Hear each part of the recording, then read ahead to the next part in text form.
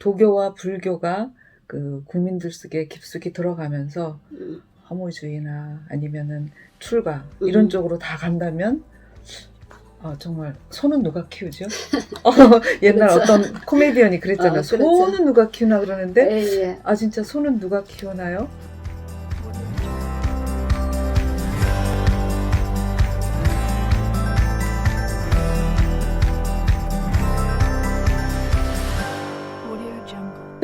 교수님 안녕하세요. 안녕하십니까. 여기 오시느라고 힘드시지 않으셨어요? 즐거운 마음으로 왔습니다. 오늘도 좋은 말씀 해주시려고요. 그동안 어떻게 지내셨어요? 대부분은 글 쓰면서 시간을 보냅니다. 번역도 하고 대부분 논문도 쓰고 외부에서 들어오는 일도 하고 그렇게. 자전거도 타신다고 제가 알고 있는데. 예, 점심 먹고 1시간씩 자전거는 꼭꼭 탑니다. 아무리 추워도. 그리고 뭐 또 다른 운동? 저녁에 일 마무리 짓고 한 30분 줄넘기도 합니다. 요즘 언택트 시대에 딱 맞는 개인 운동을 하시네요. 예, 줄넘기도 좋고 네네. 자전거도 참 좋은 것 같아요. 예, 맞아요. 줄넘기는 그 단위 시간에 비해서 운동량이 굉장히 크죠. 줄넘기를 하면은 예전에 이제 발이 많이 차가웠었는데 네. 줄넘기 하면서부터 발에 많은 열이 나는 것 같아요. 뱃살도 들어갑니다. 이제 본론으로 들어가야죠, 교수님. 사실은 교수님이 왜 성리학을 하셨는지 예전부터 궁금했어요. 근데 별로 궁금하지 않았는데 어느 날 우리 그 교수님하고 처음에 이제 유튜브 찍고 제가 집에서 편집을 하는데요. 남편이 제 뒤를 왔다 갔다 하더니 안유경 교수님이 여자분이었어? 그러는 거예요. 그래서 네. 여자분이니까 제가 일요일날 직원도 없는 사무실에서 둘이 작업을 하지요. 남자분이면 어떻게 하겠어요? 그래서 맞다. 이 성리학이라는 이런 좀 약간 무겁다 그럴까요? 이런 학문을 여성분이 한다는 게 상당히 다른 분들한테 좀 관심거리가 될 것 같아서 제가 오늘 필히 여쭙니다. 어떻게 이 성리학을 하시게 됐어요? 저랑 같이 공부하는 동학들도 저에게 말합니다.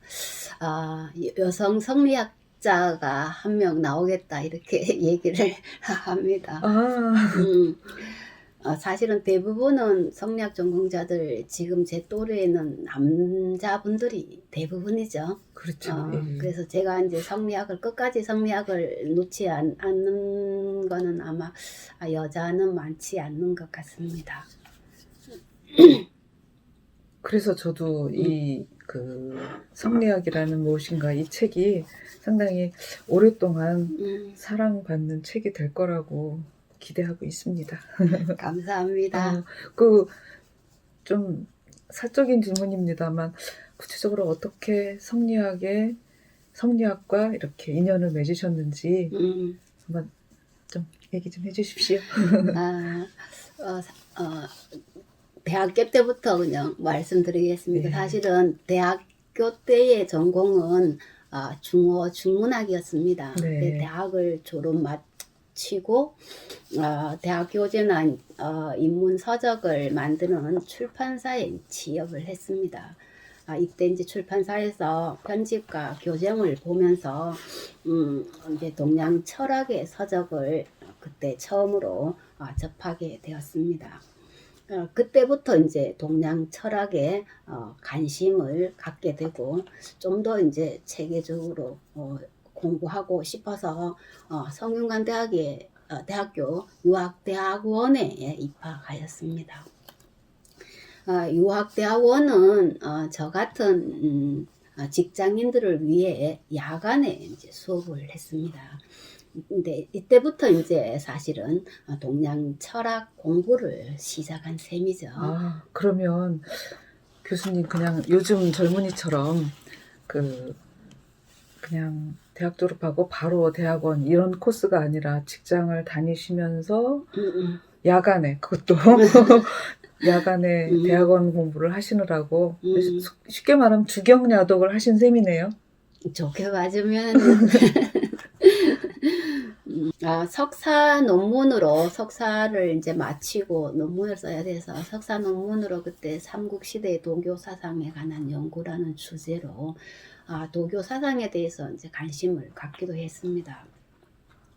그러나 이제 박사 과정을 거치면서 유학이죠. 성리학에 이제 집중해서 매진을 했습니다. 네. 사실 학부의 전공이 이제 철학이 아니란 말이죠. 중어중문학이어서 석박사 때는 제대로 수업을 따라가지 못했습니다. 석사 때는 또 특히 낮에 출판사 일을 하고 저녁에 수업을 했기 때문에 공부량이 많이 부족했고, 그리고 박사 때 역시 이제 우리 큰아이가 태어나서 아이를 돌보느라고 공부의 양이 많이 부족했습니다. 그래서 이제 박사를 수료하고 논문을 써야 하는데 공부의 양이 너무 부족해서 논문을 뭘 써야 할지를 모르겠더라고요. 그래서 바로 논문을 쓰지 못하고 그때부터 이제 아이도 기르면서 번역을 시작을 했습니다. 중국의 동양 철학, 성리학에 관련되는 서적을 그때부터 번역을 시작했습니다. 그래서 장립문의 이제 리의 철학, 리라는 책을 처음으로 번역하고, 그리고 이제 나강의 육아의 형이상학이나 그리고 장택피의 맹자의 성성론, 이런 것들이 사실은 전부 그 성리학의 핵심적인 내용들이죠. 그리고 항중거래, 동아시아, 유교, 경전해석학 이런 것들을 이제 번역을 하면서 성리학의 어떤 기본 개념을 익혀나갔던 것 같습니다. 네. 성리학의 기본 개념을 익혔다는 말은 그런 이제 작업들을 거치시면서 성리학에 뭔가 삘이 꽂혔다는 뜻으로 제가 들리는데요. 그럼 특히 왜 이 성리학에 교수님의 마음을 찍고 그쪽으로 이렇게 진출을 하셨는지 그것도 한번 설명 좀 해주세요. 성리학의 가장 큰 제가 성리학이 좋았던 거는 성리학의 내용이 인간의 마음을 다루고 있는 학문이기 때문입니다. 뭐 인간은 어떤 존재인지부터 해서 인간의 어떤 본질은 무엇인지, 인간이 인간다울 수 있는 것은 무엇인지, 인간은 왜 선한 사람도 있고 악한 사람도 있는가, 뭐 이런 것들에 대해서 성리학이 아주 체계적으로 설명하고 분석하고 있습니다. 그리고 이제 성리학의 가장 큰 매력은 누구나 선한 본성이죠. 도덕성을 가지고 태어난다는 데 있습니다. 이게 바로 맹자의 성선설을 의미하는 거죠. 그래서 성리학은 사실은 맹자의 성선설을 뭐라고 해야 되나, 가장 요체로 삼은 성선설을 중심 철학으로 삼았다고 그래야 될까요? 성선설을 계승한다고 해야 되나? 네네. 성선설을 계승한다고 할 수 있겠습니다. 인간은 누구나 하늘의 명령에 의해서 이제 리라는 것을 부여받아 이것을 본성으로 가지게 됩니다.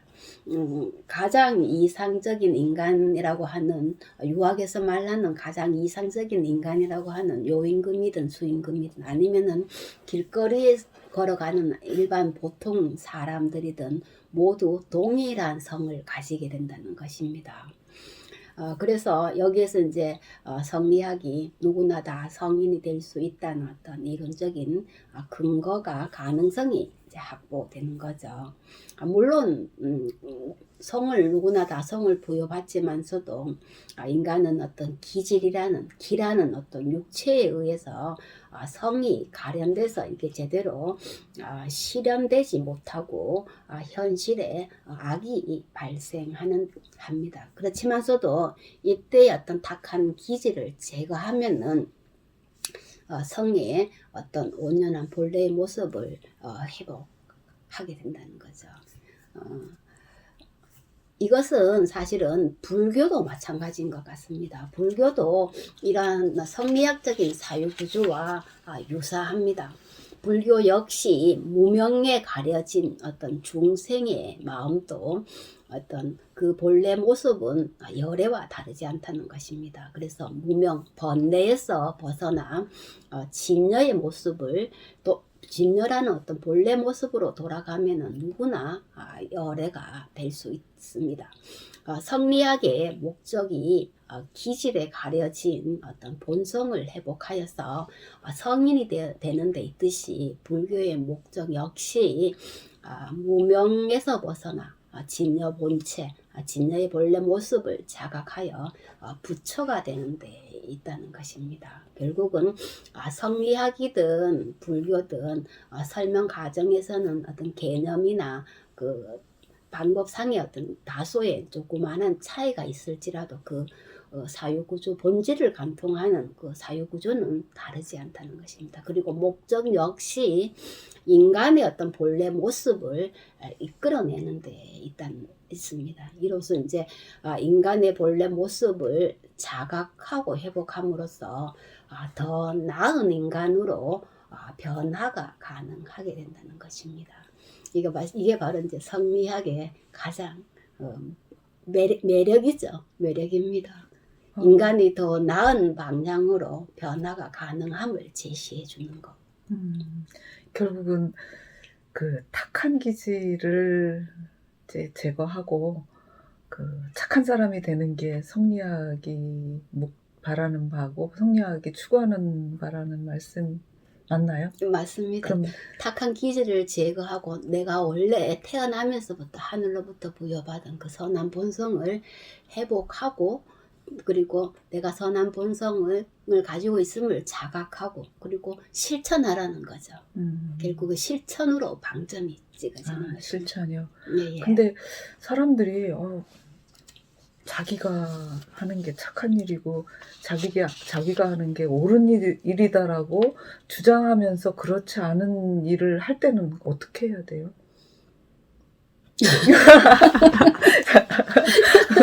그래서 이제 성리학에서는 끊임없이 수양을 많이 얘기를 합니다. 네. 스스로 이제 많은 독서도 강조하고 그리고 정자를 통해서 내 내면의 본래의 마음을 본심을 이렇게 살필 것을 강조합니다. 그래서 끊임없이 자기 독서를 통해서 성인의 말씀을 통해서 어떤 그것을 세우고 그리고 내 내면을 자꾸 돌이켜 보면은 네네. 그런 어떤 생각이 예. 내가 이거는 잘못되었구나. 이거는 너무 나의 욕심이구나. 안 그러면 이거는 정말 나의 바른 마음이구나를 살필 수 있는 거죠. 네. 그래서 끊임없이 자기를 살필 수 있게 하는 게 바로 성리학의 어떤 수양 공부에 해당되는 것입니다. 그냥 텔레비전 보고 연속 보고 따라할 생각 하지 말고 좀 책도 좀 보고 그 다음에 글쎄요 구체적으로 어떤 방법으로 이거를 해야 될지는 이제 저희들이 다음에 좀 구체적으로 한번 열거를 해보겠습니다. 누구든지 이렇게 자기 본성을 찾아서 자기 착한 본성을 찾아서 뭔가 그 선함으로 그 세상을 바라보고 그렇게 행동한다면 정말 우리 사회가 따뜻하고 그쵸. 훌륭한 사회가 되겠죠. 그렇죠. 근데 대부분은 사람들이 어떤 우리는 물질적인 걸로 나의 가치 기준을 물질적인 걸로 평가한다는 거죠. 근데 이제 유학에서 추구하는 것은 유학의 이념은 나중에 말씀드리겠지만서도 인과 의와 같은 의로움과 같은 인과 사랑과 어짐과 같은 이러한 어떤 유교 이념의 가치, 정신적인 가치를 많이 지향을 한 거죠. 성리학의 사실 궁극적인 목적은 바른 실천이라고 하죠. 성리학에서 성리학을 바르게 실천한 거는 사실은 물질적인 어떤 욕구로서 가치 기준을 삼는 게 아니고 정신적인 어떤 가치 기준을 지향했다고 이렇게 볼 수 있겠어요. 이 성리학을 창시한 사람이 그 송나라 때 주돈이고 이분을 시작으로 해서 이제 주희라는 그 정말 우리 조선 성리학자가 하나님으로 모시는 그 주희라는 분이 완성했다고 그러는데, 이런 어떤 학문이 태동을 할 때에는 그런 어떤 사회적인 분위기나 그 시대적인 변화 뭐 이런 것들이 어떤 기폭제가 되더라고요. 그래서 그런 부분에 대해서 말씀해 주십시오. 이거는 이제 남송 시대에 주자 성리학이 어떤 배경에서 탄생하게 되었는지에 대한 어떤 대답이 될 것 같습니다. 이건 진나라 때부터 말씀드리겠습니다.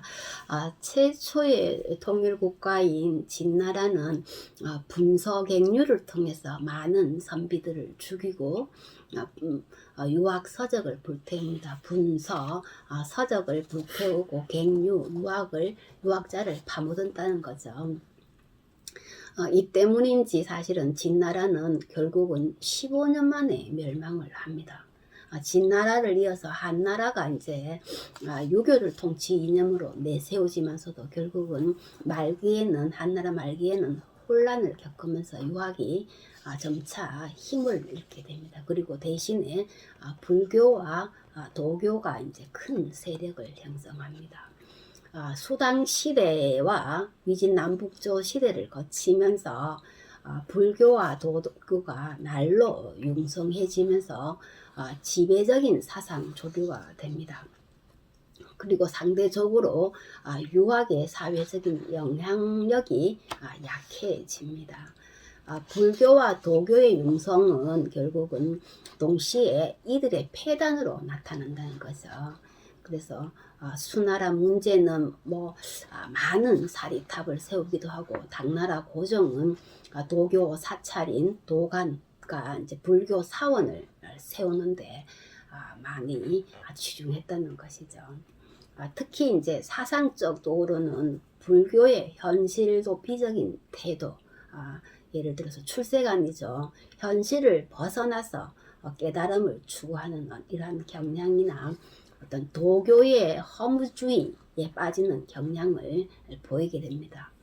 불교와 도교가 융성함으로써 이러한 사상적인 어떤 경향을 보이게 된다는 것입니다. 불교가 세상을 떠나고 도교가 자기 일심만을 추구한다면 수시로 문제가 발생하는 혼란한 이 사회는 누가 다스릴까요? 그러면 도교와 불교가 그 국민들 속에 깊숙이 들어가면서 허무주의나 아니면은 출가 이런 쪽으로 다 간다면 정말 소는 누가 키우죠? 옛날 그렇죠. 어떤 코미디언이 그랬잖아요. 그렇죠. 소는 누가 키우나 그러는데 예. 진짜 소는 누가 키우나요? 그러니까 결국 그 공동체라는 어떤 이 도교나 불교는 공동체의 어떤 리더를 양성한다거나 이런 거하고는 좀 거리가 있는 그런 이념이잖아요. 그러면서 이 유학이 이제 그 틈새를 비집고 나오나요? 그렇게 되는 거죠. 네. 이러한 이제 도교와 불교의 어떤 허무주의나 출세관주의 이러한 상황에서 유학자들은 유학을 부흥시켜 나가야 한다는 어떤 인식이 새롭게 대두됩니다. 그래서 이들의 노력은 무엇보다도 당시의 어떤 주류 사상인 불교와 도교에 대한 비판으로 나타납니다. 특히 이제 불교의 경우죠. 출가하여 집을 떠나서 이제 자식이 되어서도 부모를 섬기지 않고 백성이 되어서도 군주를 섬기지 않는 불교의 어떤 출세관 관념은 강상윤리를 저버리는 반윤리적인 행위로 보았다는 것입니다. 또한 허무주의에 빠지거나 난세의 어떤 도피적인 태도로서 자기 일심만을 추구하는 도교 역시 유학이 추구하는 치국평천하의 이념, 그러니까 천하를 다스리려는 거죠. 이러한 유학의 역사의식에 위배되는 세계관이라는 것입니다. 이에 성리학은 불교와 도교의 어떤 사회적 그리고 사상적인 폐단이 두드러지던 시대에 강상윤리를 중심으로 사회 질서를 이제 새롭게 수립하려고 하는 것입니다. 즉 부모도 버리고 절간으로 들어가고 음. 이러면 또 스님한테 혼나겠죠. 그러니까 하여튼 부모도 부모님한테 얽매이지 않고 그분들은 해탈이라고 하시더라고요. 얽매이지 않고 어떤 깨달음을 위해서 이제 절에 가시면 그 늙은 부모님은 누가 물 한 그릇이라 또 대접을 하나. 결국 그런 어떤 측면에서 이제 유학이 서서히 고개를 드는 건가요? 그런 어떤 많은 폐단이죠. 그런 불교와 도교가 가져다주는 폐단에서 이제 유학이 이제 차지해야 할 공간이 조금 마련되었다고 볼 수 있겠습니다. 또한 이 시대에 오면은 유학이죠. 유학은 더 좋은 사상 체계를 만들어서 불교와 도교로부터 사람들의 관심을 유학으로 돌리려고 합니다. 왜냐하면은 이때만 해도 도교와 불교의 어떤 사상들이 아주 심오화되었다는 것이죠. 불교와 도교에 대응되는 수준 높은 사상 체계의 수립이 필요했다는 것입니다. 당시 도가와 불교의 흥성으로 사람들은 이미 자연과 인간에 대한 어떤 철학적인 문제, 세계의 근원과 인간의 본질을 탐구하는 문제에 깊이 전착하였습니다. 예를 들면은 우주 만물은 어떻게 생성되고 인간은 어떤 존재이며 그리고 인간의 본질은 무엇인지 이러한 물음에 대해서 도교와 불교에서는 이미 깊이 있는 인식이 이루어졌다는 것이죠. 반면에 이제 송대 이전의 유학은 주로 백성을 다스리거나 국가를 운영하는 데 관심이 집중되어 있었습니다. 그리고 사상적으로도 국가 운영의 어떤 기본 원리를 유교 경전에 근거하는 수준이었다는 것이죠. 그래서 우주 자연의 이치라든가 인간 본성에 대한 어떤 탐구와 같은 이러한 당시 사람들의 어떤 정신적인 관심과 지적인 요구에 만족할 만한 해답을 이제 주지 못했습니다. 그럼 그 당시 그 불교나 도교가 상당히 그 현실적으로 국민들한테 미친 영향이 컸네요. 수준 높은 이론이었다는 거죠. 그러니까 그 당시 벌써 우주 자연의 이치, 인간 본성에 대한 것 이런 것들을 불교나 도교가 일반 백성들한테 제시한 그런 셈인 거죠.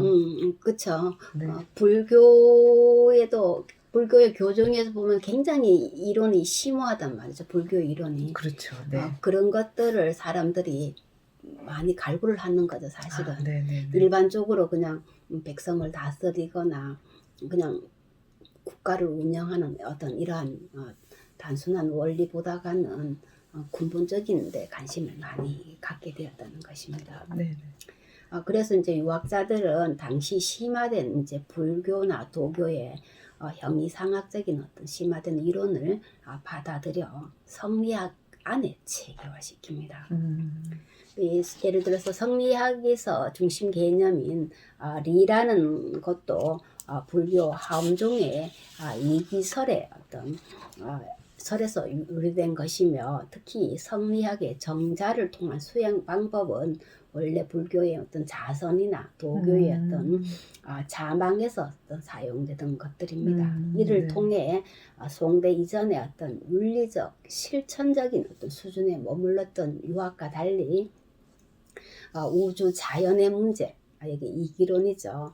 그리고 인간 신성의 문제, 심성론, 그리고 도덕 실천의 문제, 수양론을 아우르는 이제 방대한 어떤 이론 체계를 형성하는데 이것이 바로 이제 성리학이 가지는 역사적인 사명입니다. 네, 교수님 참 말하자면 그냥 통치 이념에 머물러 있던 유학이 불교와 도교를 비판했지만 거기에서 생성된 그 차원 높은 어떤 우주론, 심성론 이런 것들을 받아들여서 그 당시에 이제 중국의 성리학으로 이제 커가고 있는 거네요. 그렇죠. 성리학 이론 속으로 다 체계화시키는 거죠. 네. 교수님 왜 성리학을 전공하셨는지, 그 다음에 주돈이가 이제 성리학을 창시할 때 그 시대적 상황, 이것에 대해서 알아봤는데요. 다음 시간에는 그러면 이 성리학이 주돈이에서 주의까지 올 때까지의 그런 어떤 나름대로의 이렇게 과정이 있을 것 같아요. 그 부분에 대해서 이제 다음 시간에 좀 설명을 해 주십시오. 예, 오늘 감사합니다. 알겠습니다. 감사합니다. 감사합니다.